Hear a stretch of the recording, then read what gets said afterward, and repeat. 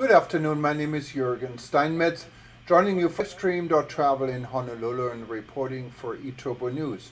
Dr. Eleanor Garley is our long-term representative and reporter based in New York City, and today she'll be interviewing Jamie Barnett. Jamie is the president of the International Cruise Victims Organization and represents victims of crimes on cruise ships, their families, and friends, as well as individuals concerned with the problem of victimization and disappearances on cruise ships. The organization is lobbying for legislators' reform that could protect cruise ship passengers from crimes and increase the rights of victims of crimes that take place on ships. It'll be an interesting session, so enjoy. Oh, okay.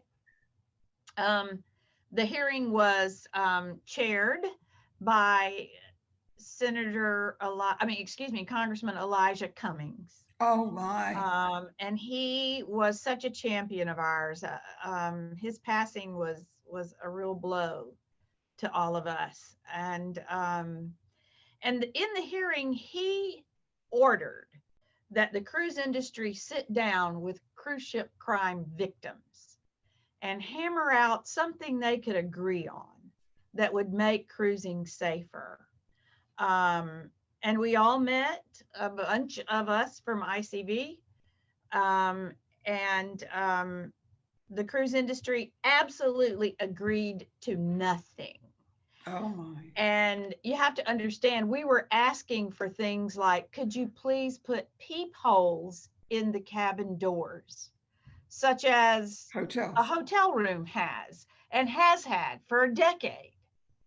Can you put safety latches on the door so somebody could open the door a little bit? Um, do you have rape kits on your cruise ship? No. Could you have them? No. No. It took legislation to get things like that accomplished. And that was what was so surprising to Congressman Cummings when we came back, and the cruise lines had agreed to absolutely nothing.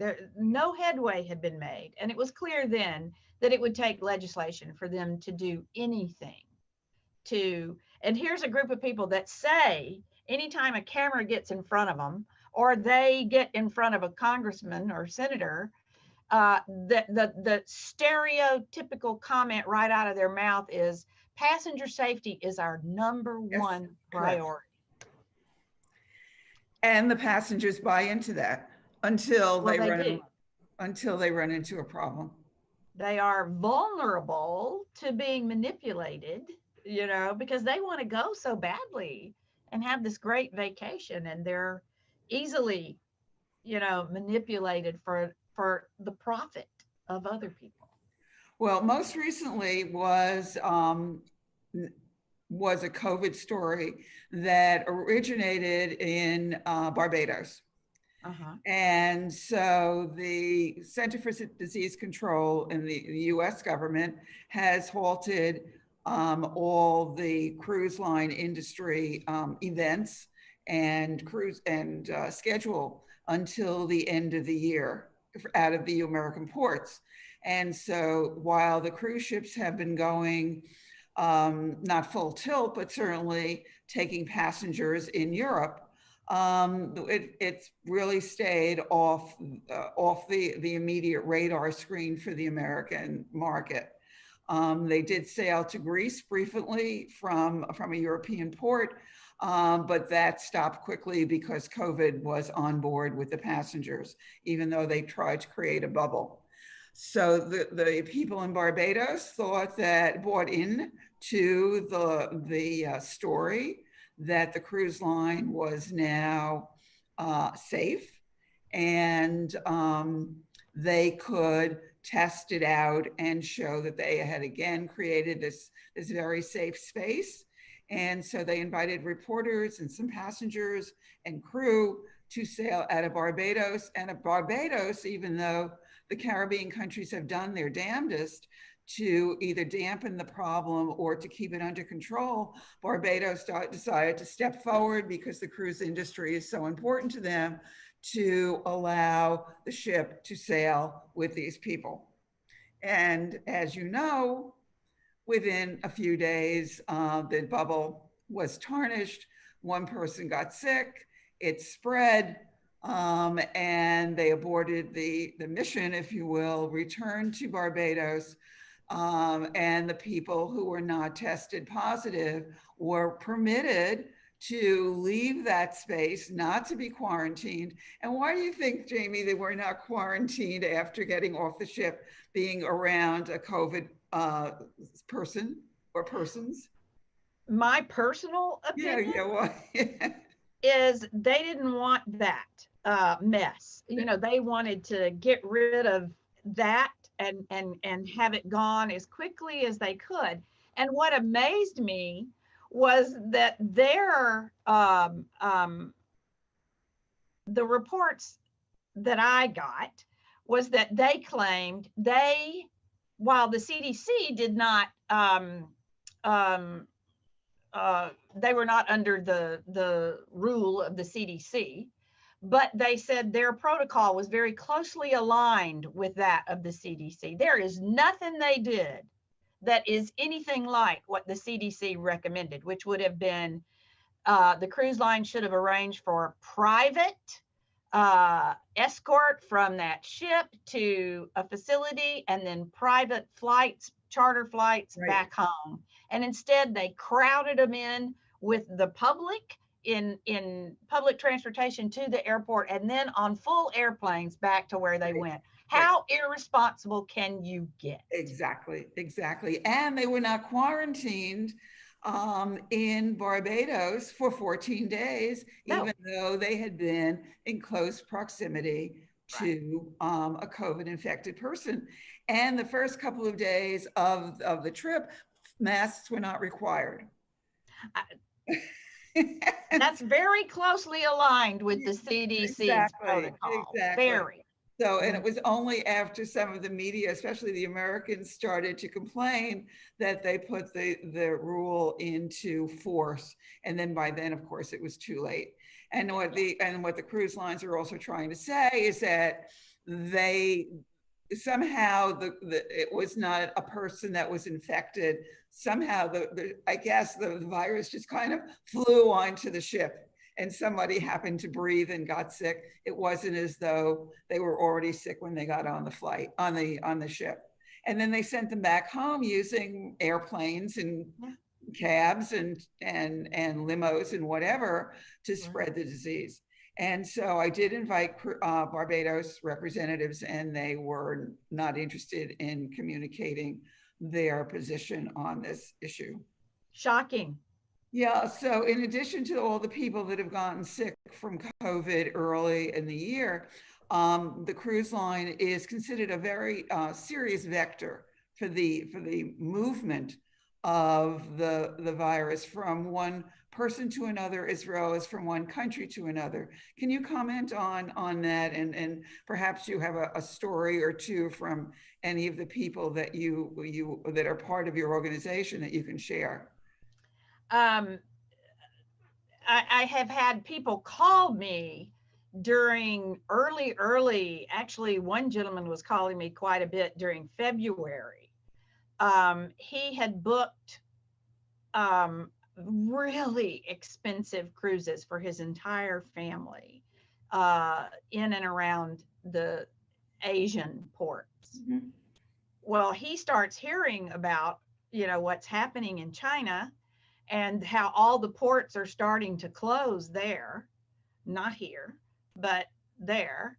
And so he began to call the cruise line and, say, I want to cancel. I want to cancel. And they were saying, no, you can't. We can refund your money. We'll look into that. But he was like, no, I want a refund. That was a lot of money. How do I know you're not going to go bankrupt and not be able to cruise ever again? I will lose my money. I want a refund. Why don't you cancel this sailing? That only makes, you're putting people in harm's way. Mhm. And back and forth they went. And I touched base with him recently, and uh, they actually did cancel the cruise, obviously, but at the last minute. And the cruise line tried to say that he had canceled already. Oh, so And they would want to return his money. right, they didn't want to return his money. And he said, no, I did not cancel. So it was quite a fight. But, you know, I mean, a lot of people talk about um, the fact that the princess and the grand princess, um, had a sailing that had a sick individual on it. Right. So they knew after that they called that ship back, disembarked everyone, and then loaded it back up, which included some people who had originally been on that first sailing, and went off to Hawaii. And that's when all hell broke loose. And there's just no way under the sun the cruise lines can claim they didn't realize what was at risk. So And what is it? What are there's so many points of opportunity for on a cruise ship people to get sick. Yes, One of the things that disturbs me the most, of course, is the absence of adequate ventilation. So no matter what, and the design of the ship. right. So no matter what they do, if you, especially if you have an inside cabin, you are a sitting duck waiting for the flu to come, the COVID to visit with you. But once it gets into the system, the air conditioning system, the heating, ventilation, and air conditioning system, no matter how good the HEPA filters are, once it gets through, it goes through the ship, carrying the virus from cabin to cabin, from person to person. So that's one of the ways that it spreads so rapidly. That I was reading something just this last week that said that quarantining people in their cabins was actually the worst thing Yes, that could be done. right. And another way, and they didn't realize this when it was happening, they quarantined people in their cabin, and then they had the crew deliver the food to the door, and the crew had the flu, had had COVID, and so they were carrying it with the food from cabin to cabin to cabin. And then of course the crew quarters are so terrible, so much like sardines in a closed can, that it spreads rapidly throughout the crew. So And you're right. And prior even to COVID, we know that some of the crew members found the chemicals they had to use to clean so strong and toxic, like when they would have a norovirus right. outbreak. And so it was making them sick. So they would just pour the chemicals out and refill their bottles with water. That's exactly right. So you're not even really, when the cruise line now talks about, we had proper strict disinfecting protocol. How do you know? That's right. No one was checking. Right. And they have not yet to change the surfaces of their in their cabins or in the crew on the ship at all to being antimicrobial. So so there's no plan, and they certainly has not impacted on made any changes that change the materials, whether it's the fabrics on the chairs or the materials used to build their tables. None of those surfaces have been changed to be antimicrobial. What are other touch points? What are other ways that the ship act as a vector for the pandemic? Well, you start from the beginning, and people leave their homes. They go in whatever kind of transportation they go on to get to the terminal. Some fly there, and then they're boarded, all together onto the ship, when they're on the ship, it's hard to imagine a real safe, masked, um, socially distanced setting. But then they get off, if they go to ports, they get off in the ports, they go to all the little shops, they go on excursions, lots of people there. Then they each get back on, and whoever they've come in contact with, um, is then brought into the mix of things all together. And then they go and they get off the ship, go back home, and go through that transportation channel all over again.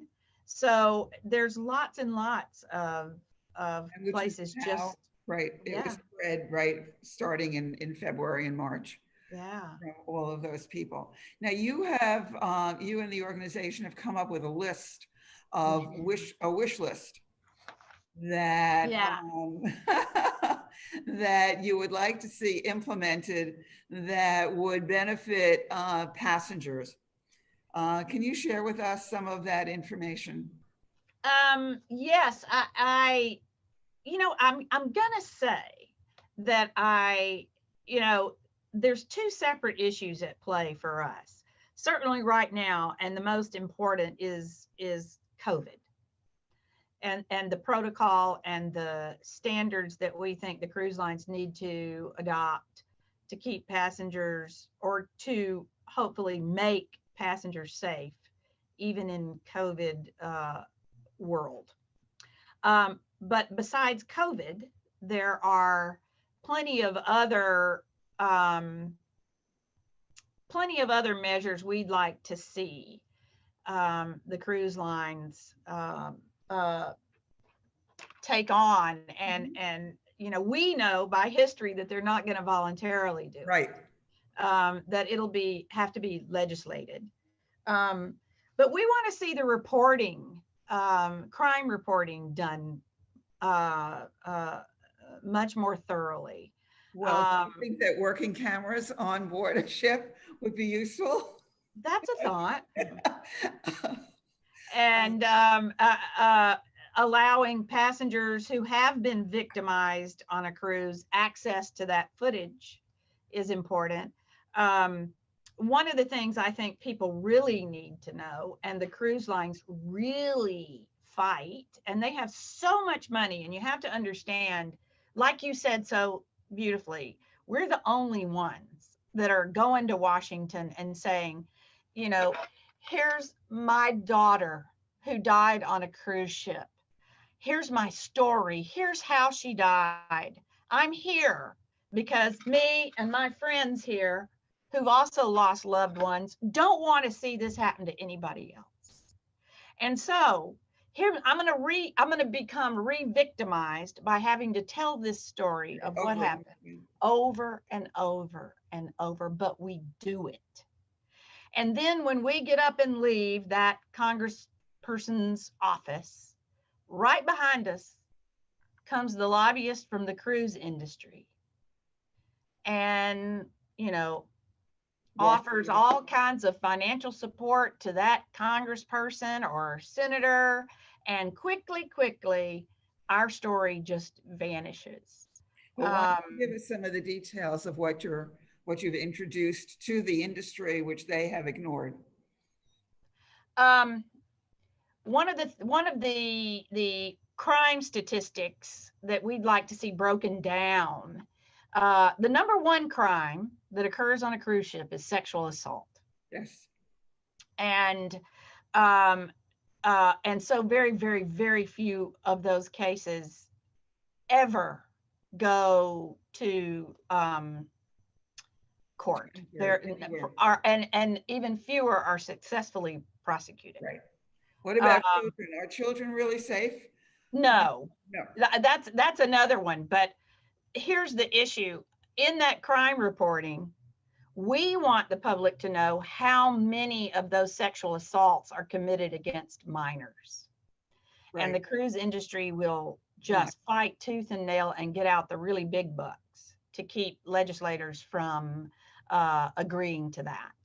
But we know, thanks to Senator Rockefeller and a hearing he had several years ago, I believe it was his 2012 hearing, that the actual percentage is about 34% of all sexual assaults Are for committed against minors. So that's certainly something. And the cruise lines, I think are, again, very easily manipulate vulnerable people into, being drawn into the ads that show and say that everybody's safe, just relax, have your fruity drink, let your kids go off to the kiddie camps. And what happens is the coming and going from and to those kiddie camps, kids get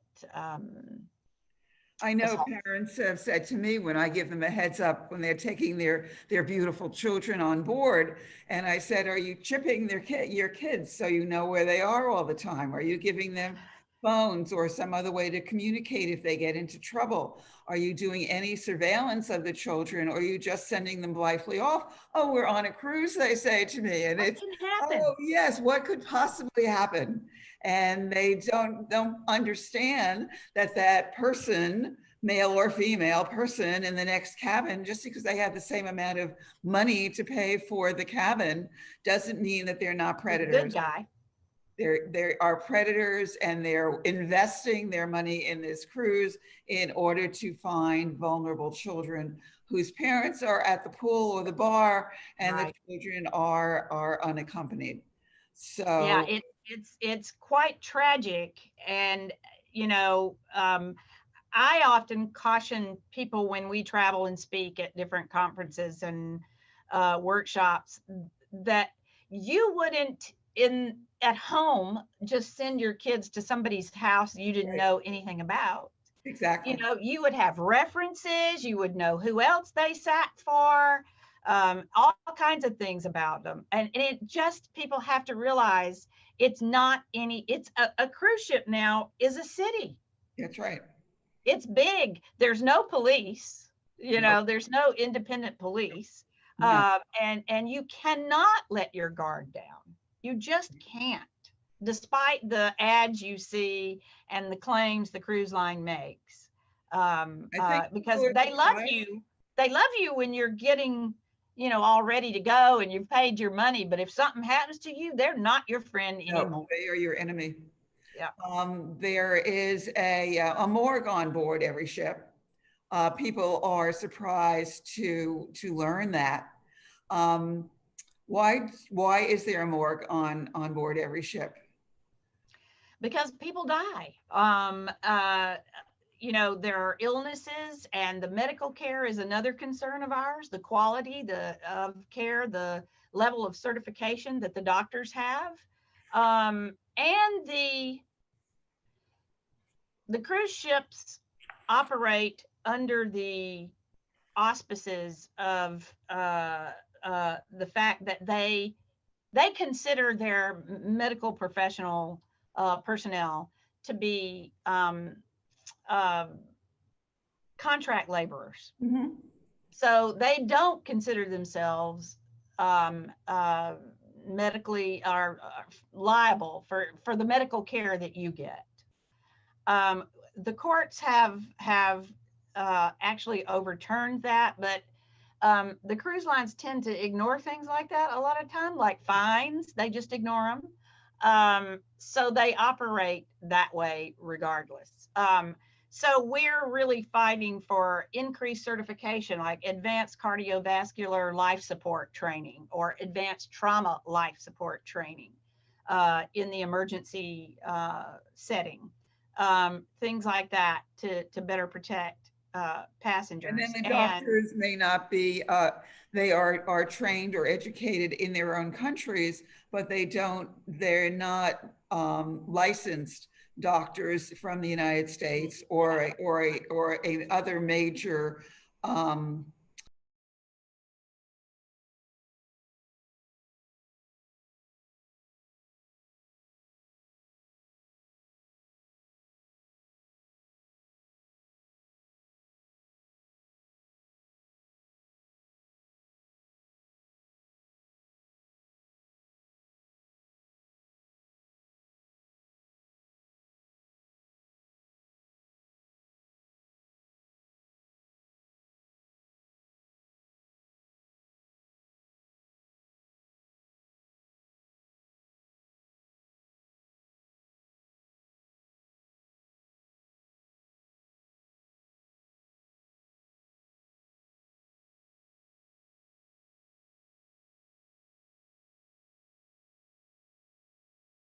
health or medical center like a European country or Australia, New Zealand. They're usually from the smaller, less developed, Right. less rigid Right. medical educational systems. Right. And so if you are coming on board with a potentially serious illness, you are not likely to find the medical attention that you actually need. And there you are, captive on a ship. You just can't walk out of a hotel room and say, taxi, taxi, take me Take to me the to the best hospital. hospital in London or Paris. You are in the middle of an ocean and Right. you are desperately ill and you have no access to your medical facility and no opportunity to get your prescriptions, your meds. So you are at their beck and call. Another thing, and a little bit of my story that is in keeping with what we're talking about. Uh, when my daughter had her medical emergency, she was not breathing, and the her boyfriend, who she was with, went running out screaming, "My girlfriend's not breathing! My girlfriend's not breathing!" Someone called 911. It took quite a while for someone to show up, and there was no crash cart. There Oh, was no anything like that. The woman just strolled down the hall with a little oxygen tank under her oh arm. my Lord. And then it took another 20 minutes to get the physician there with a defibrillator and hook her up. I've tried to find out, do ships now have defibrillators all around, the way airports do, or hotels do, or almost any public buildings do? And I can't, I'm not certain that they do. But they certainly didn't then. And they did none of the things that an emergency room would do. Narcan, all of the emergency measures to get someone breathing and, Right, and get the right, heart right, going right. again. And so she died. Oh my. And she, even though there was a morgue, like you Right. said, on the ship, was taken off the ship in Mexico and left there. No one stayed with her. No one from the cruise line, none of the people she was on the cruise with stayed with her. And she was, when I was notified, but there was no, No assistance for you to get sorry, I was notified when I was, of course, I wasn't on the cruise, Right. but I was actually on vacation myself in Florida. And I was, well, amazed. So and so my son went down to Mexico to be with her, and they ended up embalming her in Mexico. Oh my. And then we didn't know at all why she died. Wow. And then she, to be transported back into the United States, had to be embalmed after they autopsied her. And so we had none of that bodily fluid, none of those precious fluids to really work with. And people don't understand, the kind of trauma. And they didn't even notify you? They did. Oh, they did. Yeah.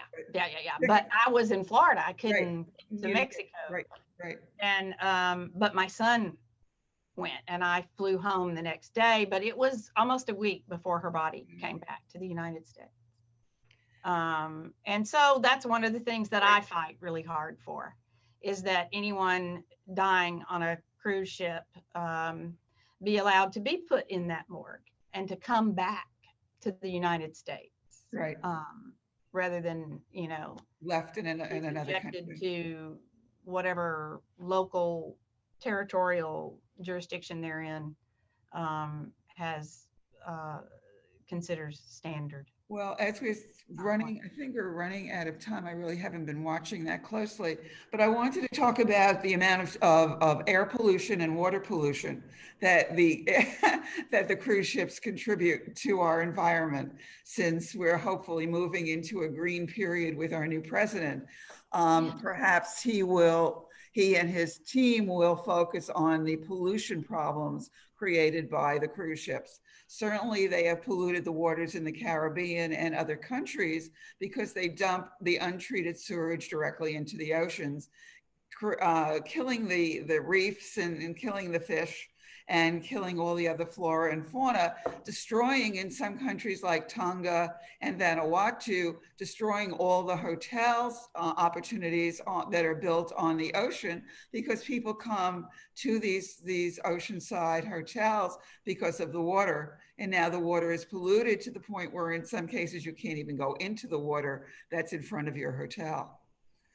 And on certain sides of the cruise ship, the air is so polluted, you might as well be in the middle of Beijing in the summer for the numbers of particles that are put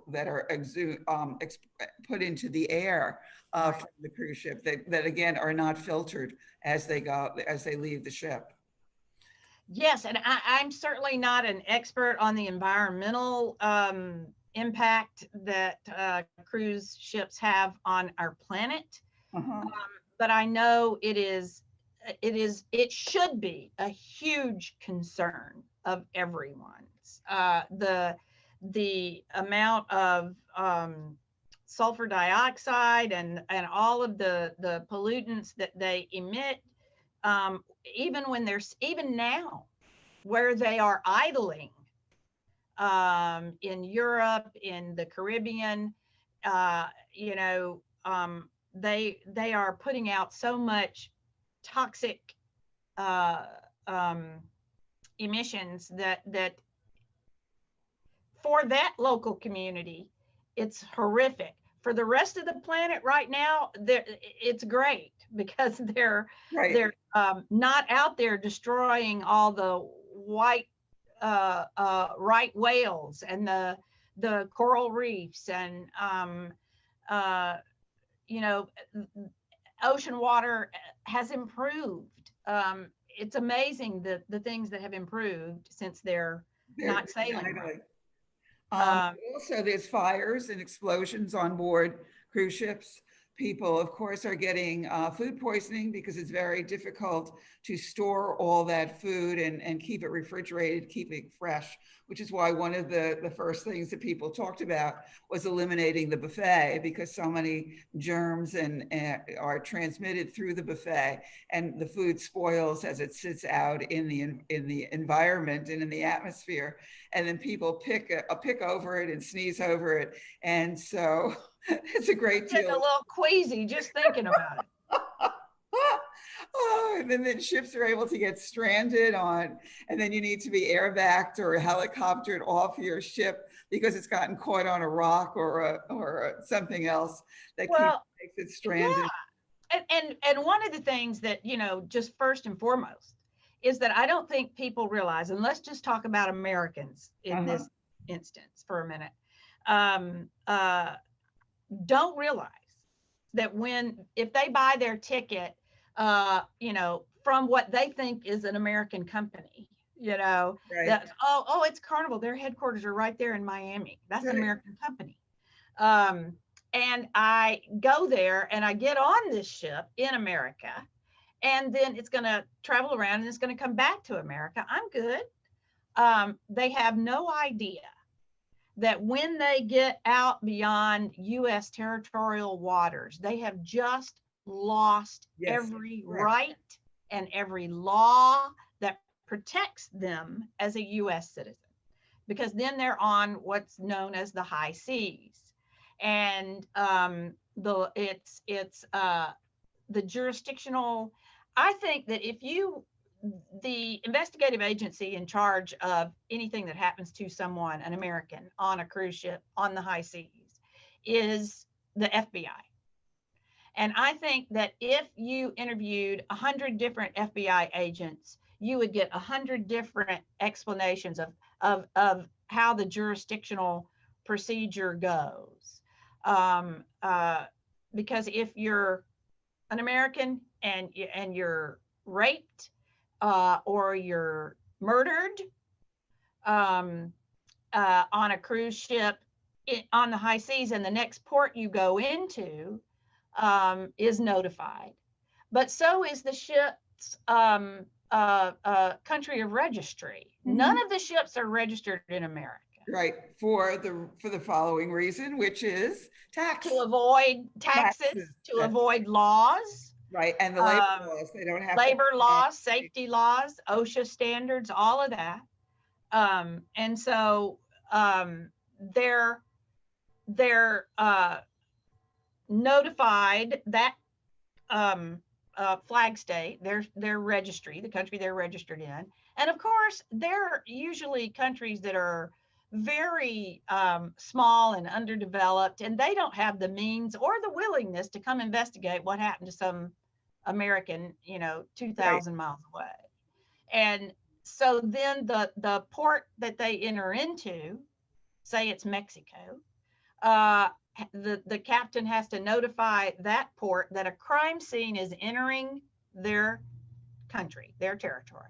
And they then have the right to come on, trample through the crime scene, and investigate, and so on with every port you go to, until you finally get back to the United States, when the FBI finally boards the ship and then says, hey, we got no evidence. I don't. Right, exactly. We got nothing.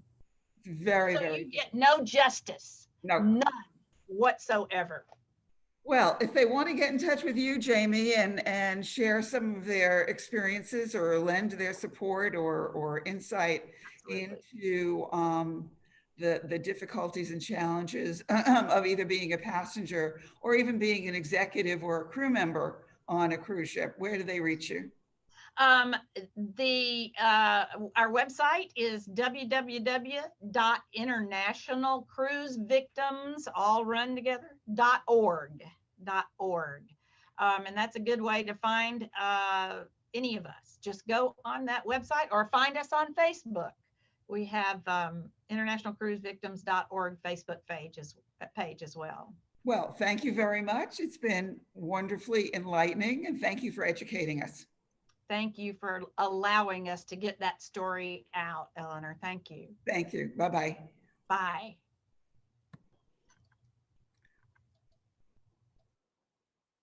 Unknown caller.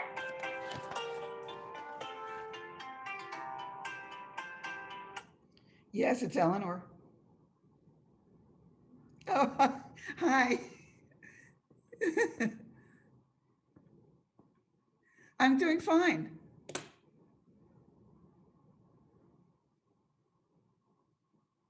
I haven't had to take, I got them from the pharmacy, but I haven't needed them.